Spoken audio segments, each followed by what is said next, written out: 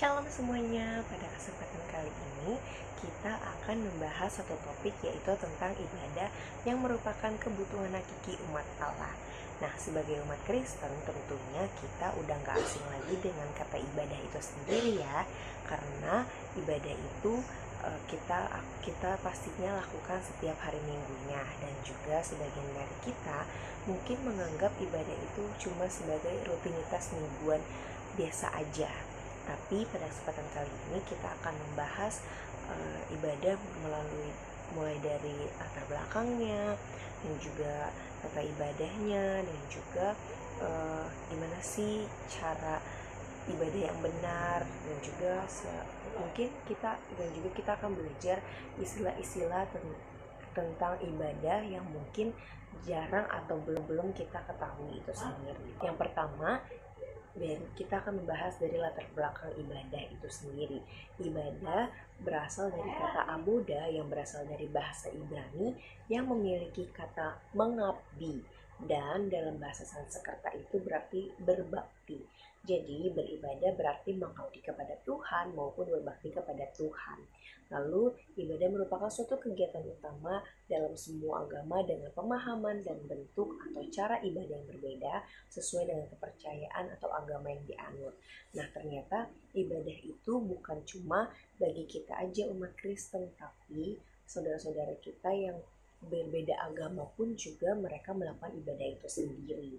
Nah, tapi yang perlu diketahui itu ibadah kita sebagai umat Kristen dan juga dengan saudara-saudara kita yang beragama lain memiliki arti yang berbeda. Mungkin bagi umat Kristen itu beribadah itu adalah kita tadi mengabdi, berbakti kepada Tuhan. Tapi mungkin bagi saudara kita yang lain mungkin ibadah itu sendiri berbeda makna dan tentunya cara beribadahnya itu sendiri juga berbeda. Nah, bagi gereja, ibadah adalah pertemuan umat dengan Tuhan untuk mengingat atau merayakan karya penyelamatan Allah dalam hidup setiap umat. Nah, yang perlu kita ketahui itu juga adalah ibadah ini adalah hubungan intim kita dengan Tuhan, dan juga ini sebagai sarana komunikasi kita kepada Tuhan. Jadi, dan yang harus diketahui juga bukan kita yang datang menghampiri Tuhan, tapi Tuhan yang lebih dahulu menghampiri kita untuk melayakan kita, untuk membawa kita untuk datang ke hadirat Tuhan. Makanya ibadah itu merupakan suatu sarana untuk kita menyampaikan rasa syukur kita kepada Tuhan tentang karya penyelamatan Tuhan, dan juga tentang setiap anugerah yang Tuhan berikan dalam kehidupan kita, setiap kebaikan Tuhan yang sudah kita nikmati dalam kehidupan kita, itu kita salurkan melalui setiap ibadah yang kita naikkan dengan yang harusnya juga dilakukan dengan bersungguh-sungguh. Oke, selanjutnya, di sini juga ada ibadah pada umumnya terjadi pada hari Minggu. Nah, pasti kan kita awalnya juga berpikir, ya kenapa sih harus hari Minggu gitu kan? Padahal kan juga bisa di hari lain gitu. Kenapa hari Minggu? Karena di Israel itu hari Minggu adalah menjadi hari pertama dari awal minggu itu sendiri, dan juga hari Minggu itu adalah menjadi hari kemenangan di mana umat merayakan kebangkitan Yesus Kristus. Seperti kita tahu, kita merayakan Paskah, yaitu hari ketiga setelah Jumat Agung, di mana hari Paskah itu jatuh pada hari Minggu. Nah, oke, selanjutnya ibadah juga yang kita tahu pasti ada dalam gedung gereja, ya kan? Kenapa sih harus di gedung gereja? Kenapa nggak di tempat-tempat lain gitu kan? Nah, sebenarnya di tempat manapun kita bisa melakukan ibadah itu sendiri, tapi awalnya itu untuk membuat ibadah itu sendiri menjadi berjalan dengan lancar, dan juga beribadah tersusun dengan rapi. Karena itu ibadah yang kita tahu itu di hari Minggu, dan juga pastinya di dalam gereja itu sendiri. Karena ibadah ini adalah bentuk pengabdian penyembahan kita kepada Tuhan, oleh sebab itu ibadah tidak boleh dilakukan dengan sembarangan. Jadi, karena itu tadi kita juga udah tahu kalau ibadah ini adalah untuk mengingat tentang karya kebesaran Tuhan dalam kehidupan kita, di mana Tuhan sudah melayakkan kita, dan juga Tuhan sudah menebus kita dengan karya penebusan Dia di kayu salib untuk menebus setiap dosa kita. Oleh sebab itu, kita nggak boleh melakukan ibadah dengan setengah-setengah, apalagi dengan main-main. Nah, oleh sebab itu, ibadah ini harus berlangsung dengan sakral dan juga dengan dihormati gitu, karena ibadah ini bukan kita menghadap pendeta, tapi kita menghadap Allah itu sendiri. Nah, oleh sebab itu di dalam GPIB ada 3 tatanan ibadah yang dipercaya dan juga dianut sampai sekarang, yaitu ada tatanan ibadah ini buat ibadah itu sendiri tersusun secara rapi dan juga tersusun secara baik gitu. Itu seperti ada persiapan sebelum ibadah, pengantar ibadah, pengucapan syukur, penekanan firman, doa, permohonan, persembahan, dan juga pemberian, serta ada penutup setelah ibadah. Nah, biasanya tatanan ibadah ini juga mungkin sering kita dengar sebagai liturgi. Dan juga yang kedua itu ada tata ruang. Nah, tata ruang sendiri itu adalah tempat yang kita gunakan untuk beribadah, seperti gereja, mungkin juga di rumah, atau mungkin tempat-tempat lain yang kita tetapkan untuk menjadi tempat ibadah kita. Serta juga ada tata. Dan juga yang ketiga ada tata waktu. Tata waktu sendiri itu biasanya ditentukan oleh gereja, karena biasanya kita juga tahu ada ibadah di hari Minggu misalnya jam 10 pagi gitu kan, atau mungkin ibadah hari Minggu di jam 5 sore, dan juga mungkin ada ibadah doa di hari Rabu jam 7 malam, mungkin juga ada ibadah doa di hari Jumat jam 8 malam, dan juga seterusnya. Nah, itu semua ditentukan oleh gereja, dan ini semua masuk dalam tata waktu untuk bertujuan membuat ibadah itu sendiri tersusun dan juga terlaksana dengan teratur. Bahas sejarah singkat tentang ibadah itu sendiri. Nah, ibadah itu sendiri ternyata sudah dilakukan oleh umat manusia sejak dahulu kala, yaitu pada zaman Adam dan Hawa, di mana kita tahu Adam dan Hawa itu memiliki hubungan yang intim dengan Tuhan, karena Adam dan Hawa itu bisa berkomunikasi secara langsung dengan Allah, dan juga mereka memberikan persembahan kepada Tuhan. Dan juga kita tahu tentang Kain dan Habel yang mempersembahkan korban bakaran kepada Tuhan, juga mempersembahkan korban-korban kepada Tuhan.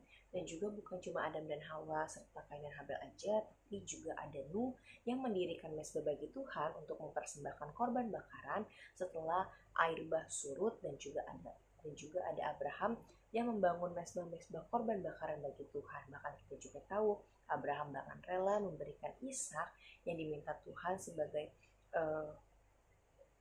korban bakaran, dan juga dia nggak dengan tanggung-tanggung, dan juga dia nggak berbantah-bantah, tapi dia taat kepada Tuhan untuk mempersembahkan Ishak. Dan tapi karena Tuhan melihat ketaatannya, sehingga Ishak digantikan oleh domba. Oke. Dan juga lalu dalam semua itu kan ada dalam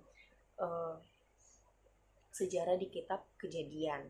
Nah, mulai dari peristiwa di Keluaran itu, ibadah mulai memperoleh bentuknya tuh, yaitu ketika kemah suci didirikan. Nah, setelah dari itu korban-korban tetap dipersembahkan kepada Tuhan. Tentunya juga Tuhan menetapkan hari-hari khusus, hari-hari besar, hari-hari raya itu untuk mempersembahkan lebih lagi korban bakaran kepada Allah. Dan seperti kita tahu, ada beberapa hari-hari raya yang juga kita tahu, yang kita pernah baca dalam Alkitab, yaitu hari raya roti tidak beragi maupun juga hari raya pondok daun. Dan yang kita juga tahu, orang Israel di perjanjian lama itu mereka rutin bahkan setiap hari mempersembahkan korban bakaran kepada Allah. Ungkapan-ungkapan ibadah Kristen. Yang pertama itu ada 2 pokok prinsip menentukan ibadah, yaitu di mana penyembahan sesungguhnya terjadi dalam roh dan kebenaran. Penyembahan harus dilakukan sesuai dengan penyataan diri Allah dan manifestasi Roh Kudus. Nah, sebagai umat Kristen kita mempercayai tentang kehadiran Allah dalam ibadah kita, dan juga kita memanifestasikan Roh Kudus untuk datang dan juga melawat setiap kita melalui dalam ibadah kita itu sendiri. Dan juga ada pelaksanaan ibadah sesuai dengan pola perjanjian baru bagi gereja, di mana umat harus mendambakan, mencari, dan mengharapkan Allah. Oleh sebab itu, waktu dalam ibadah kita sebagai umat dipimpin untuk lebih dalam lagi menikmati kuasa Tuhan dan juga menikmati manifestasi Roh Kudus dalam ibadah kita itu sendiri, dan juga kita arahkan untuk lebih lagi haus dan lapar untuk mendambakan dan juga mengharapkan Allah. Yang kedua itu juga ada ciri utama dalam perjanjian lama adalah pemberian persembahan korban, dan pada zaman perjanjian baru itu sudah tidak digunakan lagi atau tidak diminta lagi kita mempersembahkan korban bakaran, karena yang seperti yang kita tahu Yesus sudah mati di kayu salib sebagai ganti korban bakaran-bakaran itu. Dan juga selanjutnya ada pujian penyembahan. Pujian penyembahan ini menjadi hal yang sangat penting dalam ibadah kita itu sendiri. Selanjutnya juga ada memuji Allah. Nah, memuji Allah ini bisa melalui pujian penyembahan, dengan mazmur, dengan kidung, dan juga lain-lainnya. Dan juga adalah berkomunikasi dengan Allah melalui doa. Nah, selanjutnya juga ada pengakuan dosa, yaitu dimana kita sebelum memulai ibadah kita juga akan berdoa kepada Tuhan tentang pemohonan ampun akan dosa-dosa kita. Pengakuan dosa ini sangat penting dan juga sangat-sangat harus kita lakukan, karena kita ini harus selalu sadar bahwa kita ini adalah umat berdosa, dan juga karena kasih karunia-Nya kita sudah diselamatkan. Nah, selanjutnya ibadah harus disertai dengan pembacaan Alkitab serta pemberitaan firman dengan benar sesuai hukum Kristus. Nah, ini juga harus berlangsung dengan benar, karena Alkitab sendiri itu adalah sebagai pedoman dalam kehidupan umat Kristen, dan juga pemberitaan firman harus sesuai dengan hukum Allah itu sendiri. Dan juga ada persembahan persepuluhan, serta juga ada yang harus kita tahu dalam ibadah kita itu sendiri, ada peranan Roh Kudus yang sangat besar dalam kehidupan dan juga dalam ibadah kita, serta ada penyelenggaraan sakramen dalam baptisan dan perjamuan kudus. Nah, biasanya kita akan melakukan ibadah perjamuan kudus ini setiap minggu maupun juga hanya satu kali dalam sebulan, yaitu di awal minggu. Oke, selanjutnya sebagai penutup maupun juga kesimpulan yang kita harus tahu, juga ibadah itu adalah tentang cara kita mengabdi, berbakti kepada Tuhan karena kita sudah diselamatkan. Dan juga yang perlu kita tahu, ibadah itu bukan untuk menyelamatkan kita dari dosa, dan juga ibadah itu bukan untuk membawa kita masuk ke surga, tapi yang harus kita tahu adalah ibadah ini sebagai bentuk rasa ucapan syukur kita kepada Tuhan karena kita sudah diselamatkan dan kita sudah dilayakkan, sehingga kita boleh hidup sampai sekarang menikmati kemurahan Tuhan yang begitu besar dalam kehidupan kita, sehingga kita bisa beribadah. Maka oleh sebab itu kita harus memanfaatkan waktu yang Tuhan berikan untuk beribadah dengan bersungguh-sungguh. Dan juga tentunya kita harus tahu dalam ibadah itu sendiri gak mungkin ibadah itu sendiri akan berlangsung dengan tentram, karena iblis itu pasti akan mengganggu kita seperti dikatakan dalam Alkitab. Iblis itu akan mengelilingi kita seperti singa yang mengaum-ngaum. Nah, makanya oleh sebab itu sebelum kita beribadah kepada Tuhan, mari datang kepada hadirat Tuhan dengan merendahkan diri kita, dengan mengaku dosa kita, dengan mengaku bahwa ini saya Tuhan, dengan kelemahan saya, dengan kerendahan hati saya mau datang kepada Tuhan, biarlah kiranya Tuhan yang melayakkan, Roh Kudus yang ambil alih semuanya, karena dengan kita beribadah hanya dengan untuk sekedar ibadah itu sendiri aja, kita tahu kalau iblis akan mengganggu kita. Banyak cara iblis untuk mengganggu kita, seperti mungkin kita nggak matiin data seluler, ada WhatsApp masuk, kita klik notifikasi, kita bisa balas chat, mungkin kita juga bisa main Instagram, mungkin yang lain juga.